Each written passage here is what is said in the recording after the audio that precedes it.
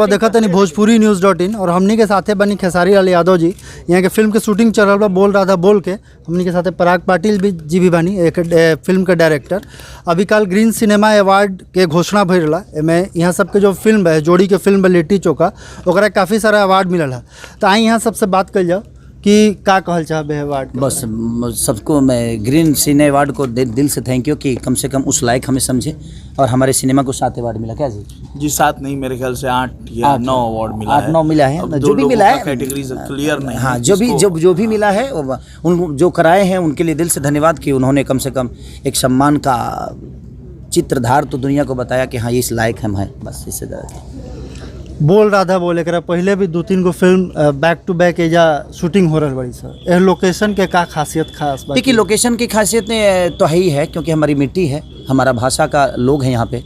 और गोरखपुर में मेरा करने का रीज़न यही होता है कि देखिए हम 2 पैसे गुजरात में जाके करते हैं तो 2 पैसे कहीं ना कहीं गुजरात के लोगों को दे जाते हैं। ऐसा नहीं है कि वो भी इंडिया के लोग हैं, हम मेरे दुश्मन नहीं हैं, लेकिन हमें लगता है कि अगर हम उस लायक हैं तो हम यहाँ करते हैं। तो होटल से लेकर, गाड़ी से लेकर, खाना से लेकर, कॉस्ट्यूम से लेकर हर चीज़ की बिलिंग हमारी यहीं होती है और हम अपने लोगों को 2 पैसे कमवा जाते हैं। और यहाँ के लोग बड़े अच्छे हैं गोरखपुर के, और हमारी मिट्टी के लोग गंदे हो ही नहीं सकते।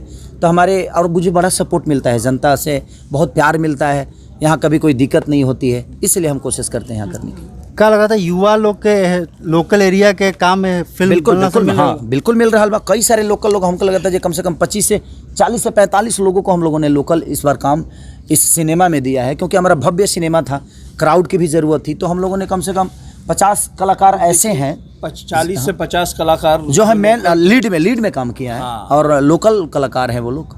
तो अच्छा लगता है कि कम से कम हमारे भाषा के लोग हमें यहाँ मिल जाते हैं। और हम कहीं ना कहीं फिल्म उद्योग के माध्यम से, और मैं योगी जी को भी तारीफ़ करना चाहूँगा कि उस सब्सिडी का जो घोषणा किए उसके वजह से काफ़ी चीज़ें बढ़ गई है और काफ़ी सिनेमा हमारा यहाँ बन रहा है, और उसके वजह से उद्योग भी बढ़ रहा है और लोगों को रोज़गार भी मिल रहा है। भोजपुरी जौन रहा पहले काफ़ी सारा अश्लीलता पर चर्चा हो रहा बा। हमारा लगता है घड़ी जौन गाना आवत रहा कुछ हद तक ठीक आवत रहा, लेकिन घड़ी विवाद एगो नया आ रहा बा। तो अश्लीलता वगैरह बाद विवाद ये निकला कि भोजपुरी के एकरा से काफ़ी बदनामी हो रहा था बाहर के इंडस्ट्रीज़ में। तो ये पर कुछ अच्छा ही बताई कि जहाँ परिवार ढेर रहेला आ थोड़ा शिक्षा के कमी होला तो जी मार झगड़ा तो ही जी, तो रोटियों खातिर मार होई। लेकिन जब शिक्षा बढ़ा धीरे धीरे बढ़ा, कहनी है ना कि अश्लीलता से अब दूर होता तब विवाद में आवता, राइट।